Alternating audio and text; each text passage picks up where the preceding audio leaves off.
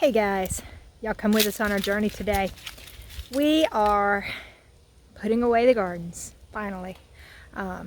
We have another cold snap coming this weekend that may or may not kill everything. Who knows? This is the South. This is the almost deep South. Our last cold snap, we still had things growing and blooming, and shockingly, surprisingly, what is still actually alive after it got down to 29 degrees or 27. I don't remember how cold it got. Anyway, so we're putting away the gardens today. We're getting started on it, rather. So what you see behind me here is our black plastic garden. We left everything that was still growing in here, and we are finally getting ready to pull up the black plastic and put it up for the winter, because we do not want to leave it down all winter. We are going to do some amending in this garden of the soil and stuff, adding rabbit poop and leaves, and as you can see, there's quite an abundance of leaves on top of the tarp. So I won't have to move a lot. So let me turn the camera around and y'all come with us. Alright, so this is what we're doing. We're pulling up the black plastic today, or starting pulling up the black plastic. All of this section is dead, but let me show you what we do have happening, because again, like I said, this is the South where strange things happen, and everything you see grew up in a hole basically. But look here, I have a cucumber growing where one got left during the season, and as you can see, there's a hole, there's a hole, there's a hole, there's a hole. What you don't see a lot of is grass. Okay, now up here was our huge problem, and we have like that centipede grass, as you can see, that runs by runners, and it doesn't die by covering it even. So the one thing that did get killed out was the nut grass. Most of it killed out or somehow grew through the tarp. But this around the edge here crept under the mat even. So we're going to have to hand dig all this out this year to keep it from coming back, unless we use Roundup, and I don't want to use Roundup. But here's part of our problem. See the crack between the sidewalk here? I've got most of it covered, but the problem is it just keeps growing, and this is growing underneath the concrete. Yeah, underneath the concrete, guys. Let me show you another spot that is a problem. Over here. Again, there's a crack in the sidewalk here, and all of this is growing. And as you can see, it's growing into the bed. And look what's happening. In the top of the bed, I've got that grass coming up in the bed. And for every piece that is left, it's a new plant that will start. So we will even have to move all of this. See, that's a piece that has grown up under the bed and come up for air basically. So we will be dismantling this bed, because we've talked about this bed before. This is treated plywood that we built 3 years ago. And as you can see, it's rotted out. Treated plywood, and it has rotted out. So this bed's going to be coming down, and if we do put a bed back, it will be concrete blocks or something like that. Now we do have it sitting on a concrete slab. So the grass in the sidewalk area in the crack came up and went towards the beds, which is my fault. I didn't keep it trimmed back, but it's happened. So the point of this conversation we're having right now is that yes, you can build yourself a raised bed out there, but if you do not do something to keep the grass from going up under the bed, it will still take over your bed. Because let me show you again, down here on this end, where it has come through. All of this is starting to take over in this bed. I mean, it's over here. This whole end has that grass coming through. Look, out in the middle of the bed even. So this bed will be coming down for us. But if you don't do something to keep it from going up under the bed, then it will still take over your raised beds even. Raised bed does not equal grass free. Just saying. Okay, so do keep that in mind. Like I said, we will take this down. We will save the dirt, get the grass out of it, all that good stuff, and we'll probably rebuild it with concrete block or brick or something that's not going to rot like this one did. Very surprising. But yeah, that is what we have a problem with here, and we may end up having to put a little Roundup on it for the simple fact that I can't kill it in this joint of the concrete. So, and there's a lot of joints in this concrete, guys. This is an old pool that was filled in. This is the sidewalk edging around the outside of the pool. So while it is a very cool thing to have, it also poses its own problems. And one of those is that this grass grew under the concrete. Yeah, under the concrete. Alright guys, so like I said, we're going to go through here. We're going to pull out all the dead plants. We're going to start getting all this up, and we will show you what it looks like when it's finished.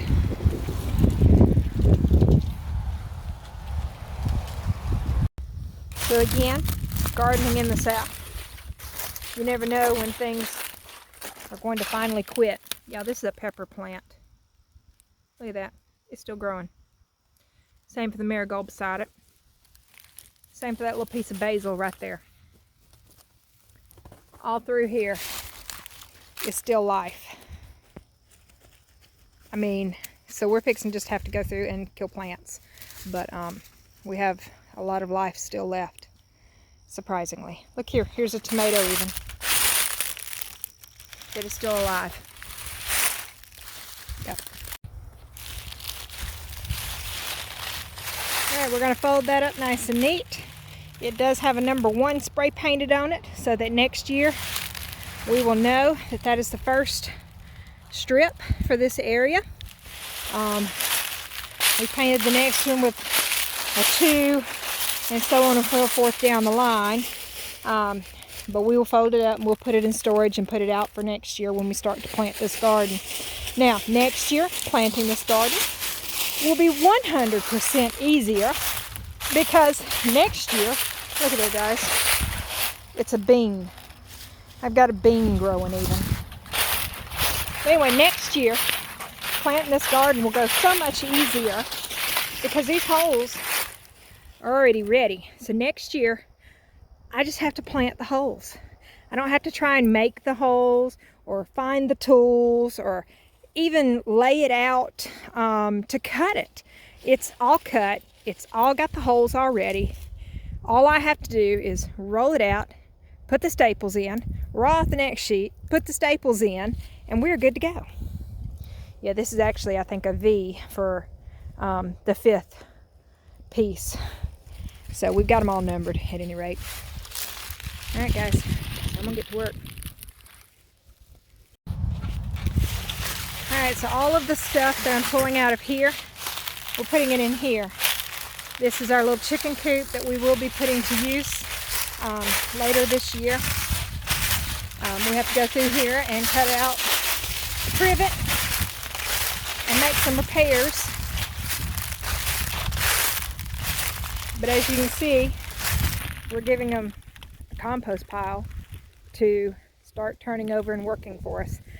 That was the point of this coop here, because up there is the front garden, which we call garden number 2. And then we have this chicken coop area. And then we have garden number 1, the backyard garden. Okay, so all of the scraps from the garden go in here for the chickens to compost, but we never put the chickens in here last year. We will be putting chickens in here this year. This is not Sister's run. It's just not. Although she likes to think it is. Sister. Sister, what are you doing? Yeah.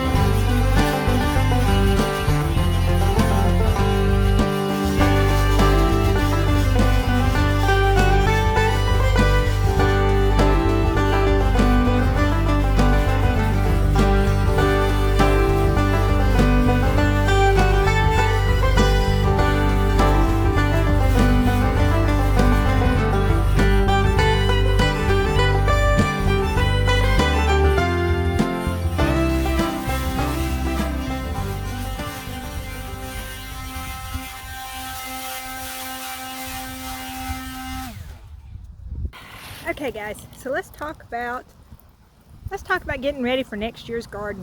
What do I need to do now? Now is when you get ready for next year's garden. Now is when you shop your varieties, you get your seeds. Now is when you prep your beds. Most importantly, now is when you prep your beds.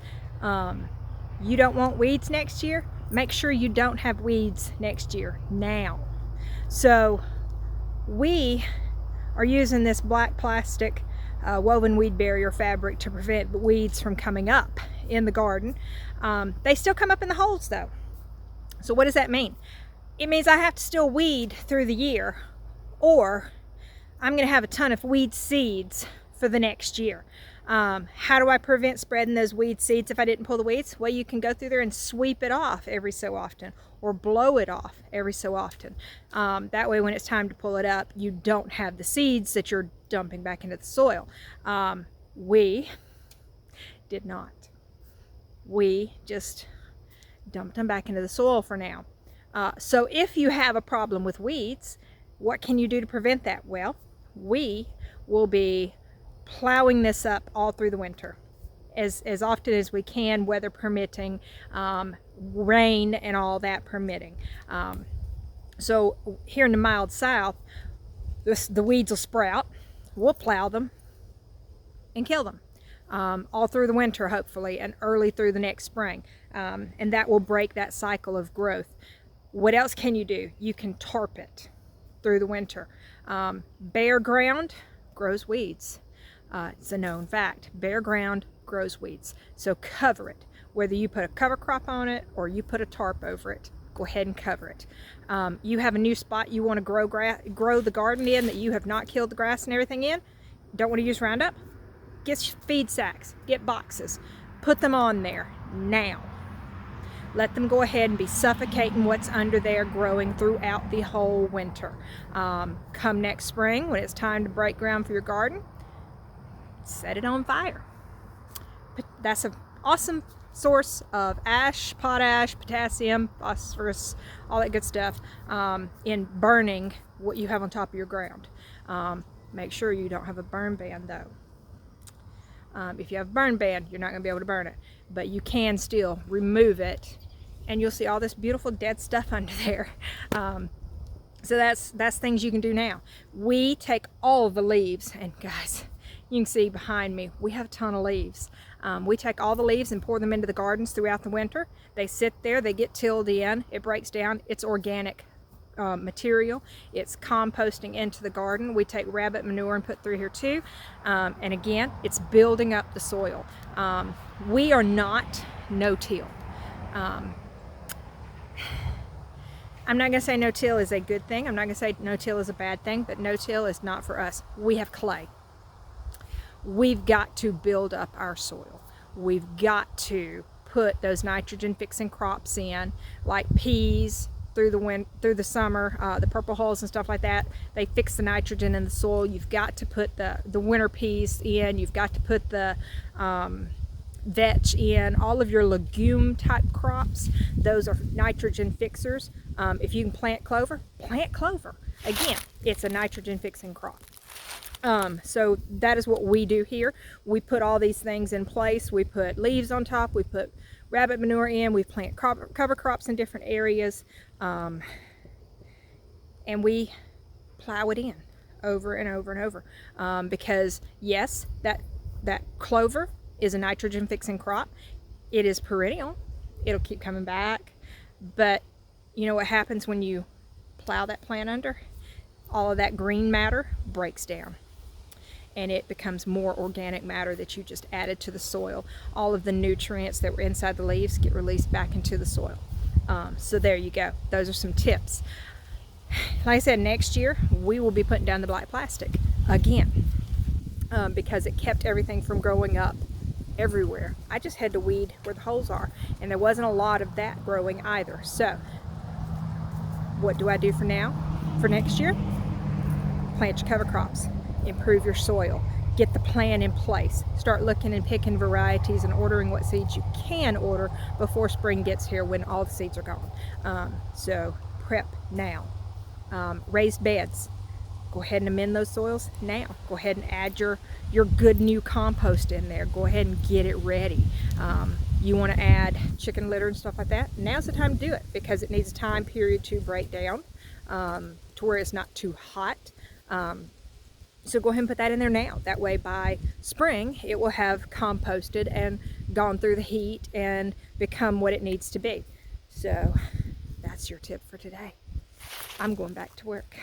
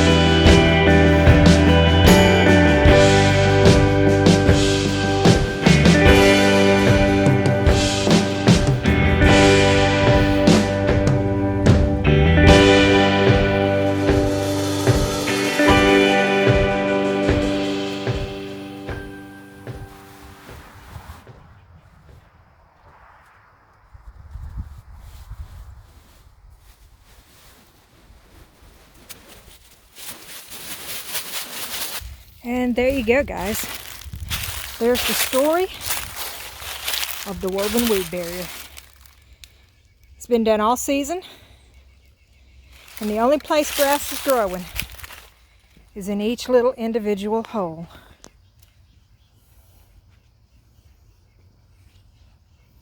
So if you were on the fence about it, I'd say do it. Yep. So far we've gotten 2 strips up. Now our strips were big strips. I don't remember what the width was, but might have been 6-foot strips. I can't remember. But we have all of this done from there up to there, and it's a pretty good width. So again, if you're on the fence about it, we highly suggest it here. Highly. And if you'll message us, we will give you the link to the company we got ours from. It was pricey to start with, but if it does this for several years, is definitely worth it. And I think ours was a 5-year type of plastic. So we'll put it up in the shed over winter, and then we'll put it back out probably in April. And there we go. All right, guys. If you like what we're doing, make sure that you leave us a comment, like the videos, share, always share, gets new eyes on our videos. Subscribe, hit the notification bell. It'll give you new videos. It'll give you alerts when new videos come out. And guys, Mark does fireside chats on Fridays, and I do a homestead video on Tuesdays. And we are considering adding a live. We just have not made any final details about it, but definitely thinking about it.